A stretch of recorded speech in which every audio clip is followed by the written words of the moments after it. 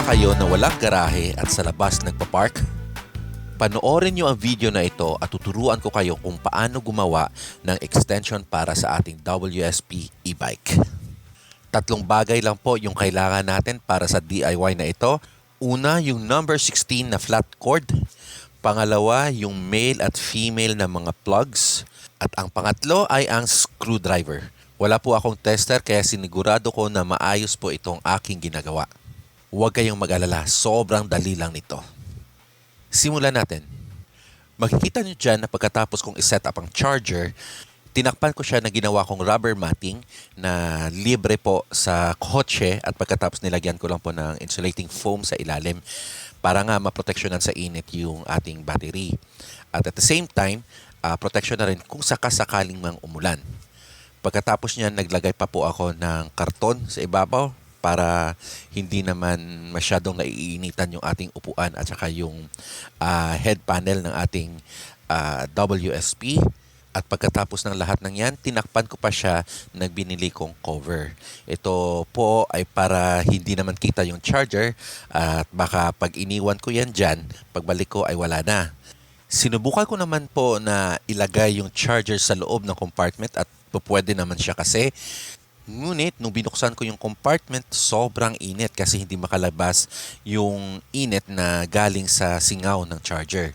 Kaya, naisipan kong gumawa ng extension para yung aking charger is maiiwan sa loob at maglalabas lang po ako ng kable diretso sa charging port ng ating WSP. At yan ang ituturo ko sa inyo. Pero bago tayo magpatuloy, 90% daw ng mga views dito sa aking channel ay hindi mga nakasubscribed. Sana naman po kung itong aking mga video ay nakakatulong sa inyo or nakakabigay sa inyo ng impormasyon, nakikisuyo lang din po naman ako na maki-like at subscribe para mas lalo tayong ma-inspire at makagawa ng mas maraming video para lamang po sa WSP at para makatulong din po sa mas marami pang mga kasamahan nating may mga e-bike. Maraming salamat. Sa pagpatuloy nitong ating video, so makikita nyo dyan yung mga gamit na kailangan natin, yung number 16 na flat cord at dalawang plugs na male at female. At pagkatapos syempre kailangan natin yung screwdriver para maikabit natin lahat. Diyan pinapakita ko sa inyo na yung kable, yung isang side ng kable is merong nakasulat. At dahil wala po akong tester, yan po yung ginamit ko na marka kung paano ko i-connect itong dalawang plugs na ito sa bawat dulo ng kable.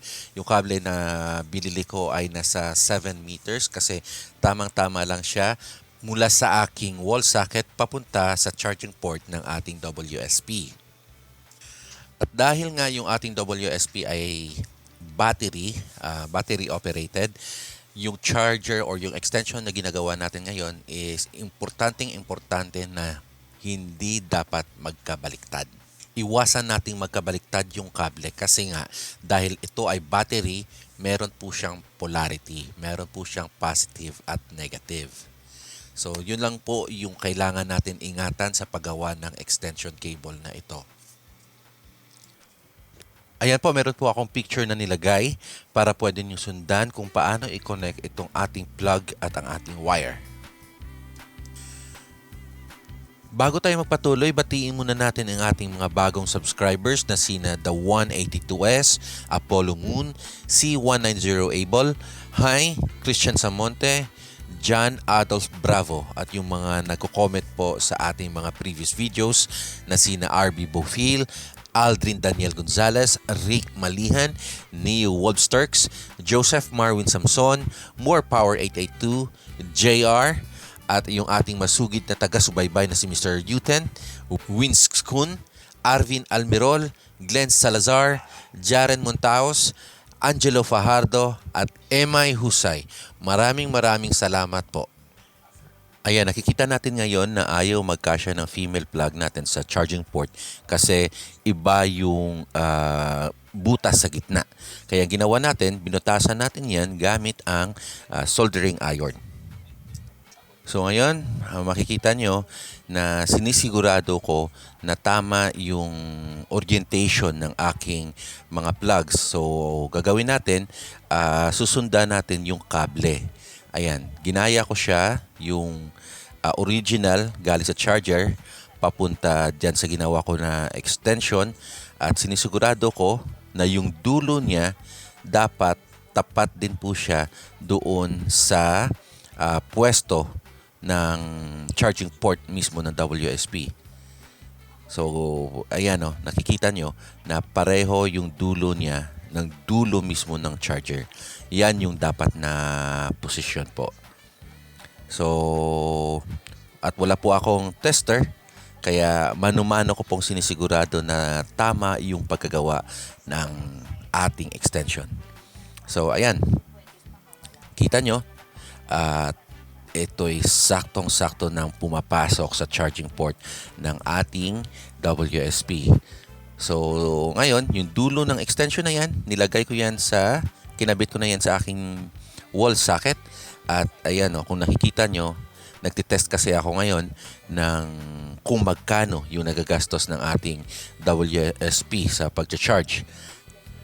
Diyan ko na lang ngayon ikakabit yung aking charger. So, nandito na sa loob ng bahay or sa loob ng gate yung aking charger at naglalagay lang ako ng extension papunta doon sa labas ng gate sa ating WSP.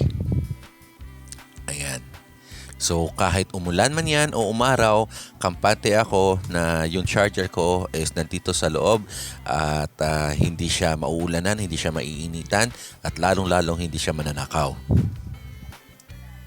So, yun, yung aking extension ay kinabit ko dyan sa charger at pagkatapos yung charger naman ay kinabit natin dyan sa wattmeter. At makikita nyo na gumagana na ngayon yung ating charger.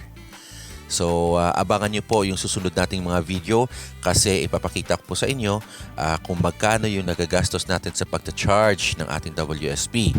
Sa mga susunod na linggo ko pa siguro to mai-upload kasi gumagamit tayo dito ng wattmeter. Tapos gusto ko rin gamitin yung binili kong Sonoff para maikumpara dito sa ating wattmeter.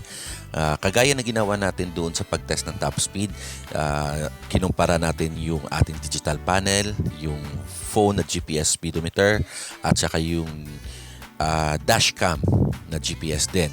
So dito, para may maganda tayong information, magkumpara rin tayo ng dalawang wattmeter, yung Sonoff at itong binili natin generic din na wattmeter. So abangan nyo po yun sa mga susunod na linggo at nagagather lang tayo ng maraming information or data para maipakita natin sa inyo. So again, maraming salamat sa pagsubaybay at maraming salamat sa inyong pagsuporta. Don't forget to like and subscribe to my channel for more WSP videos. Maraming salamat.